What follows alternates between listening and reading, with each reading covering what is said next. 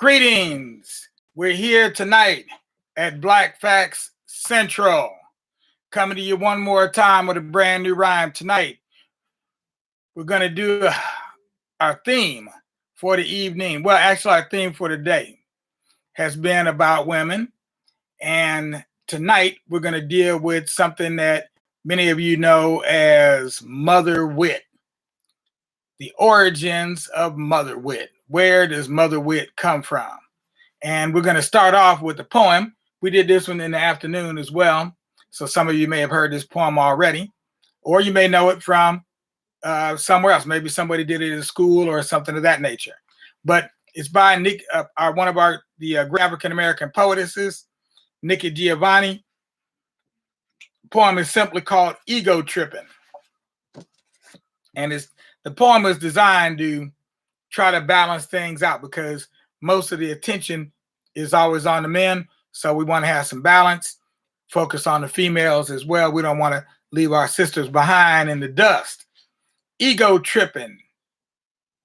And it's subtitled, There May Be a Reason Why. I was born in the Congo.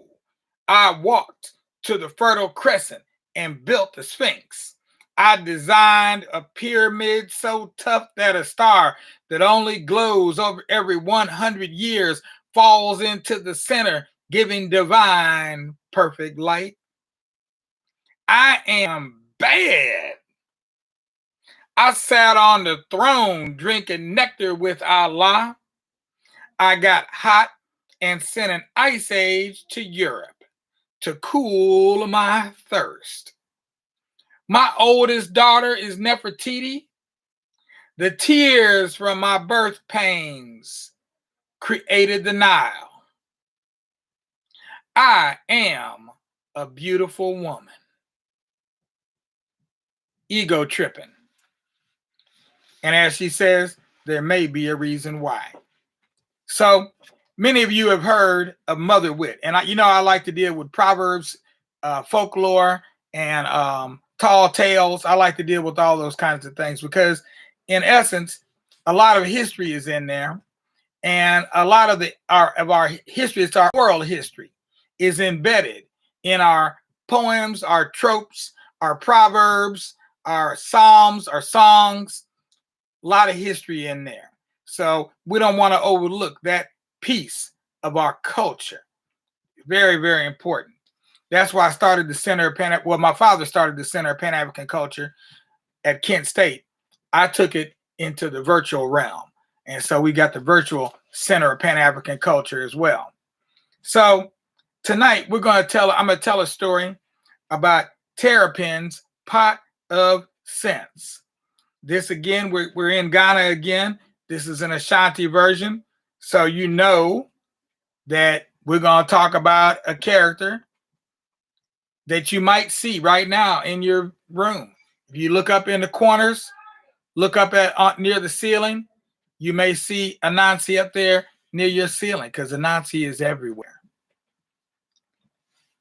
Kwaku regarded himself as the wisest of all creatures. He knew how to build bridges, to make dams and roads, to weave and to hunt. But he didn't wish to share this wisdom with the other creatures.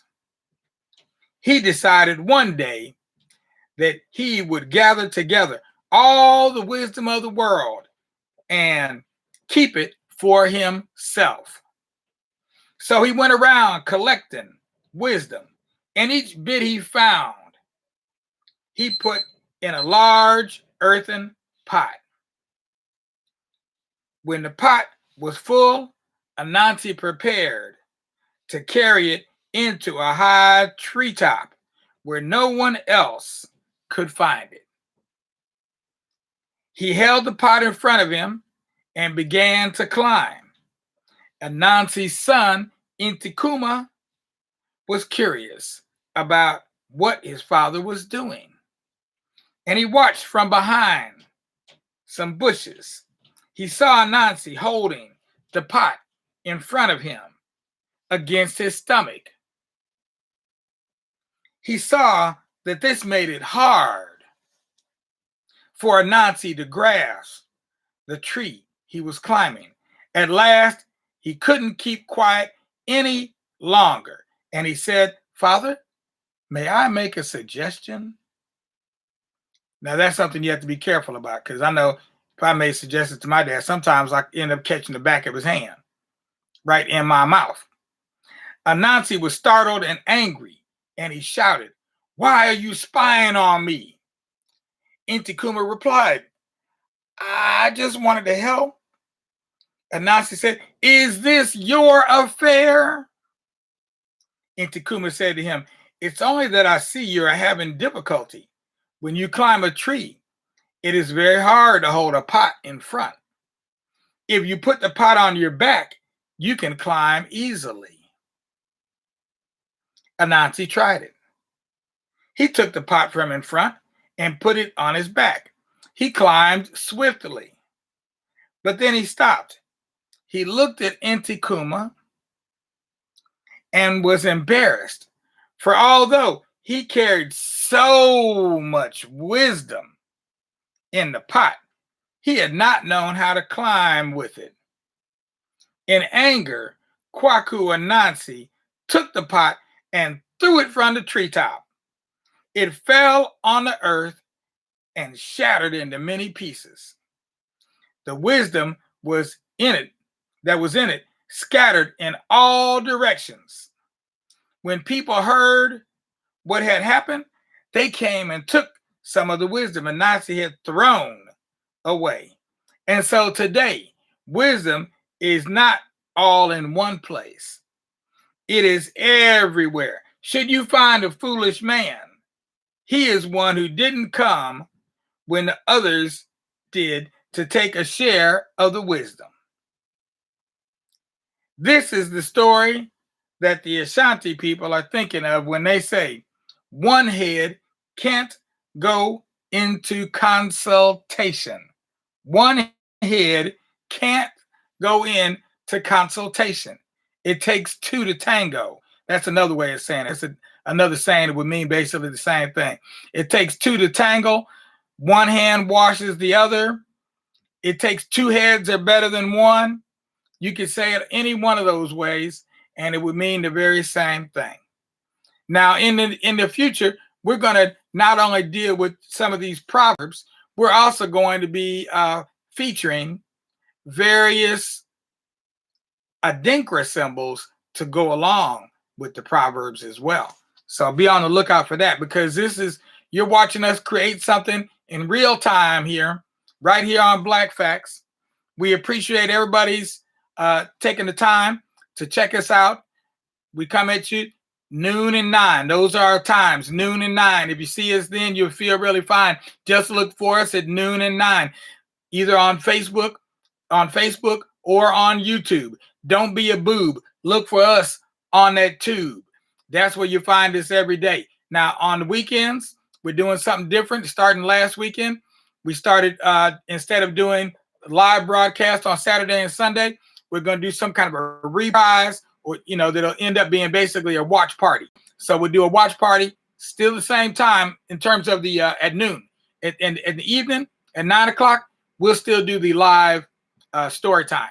So you can check us at 9 for the live story time, but at noon, we're going to do a reprise version, and it'll end up being a watch party.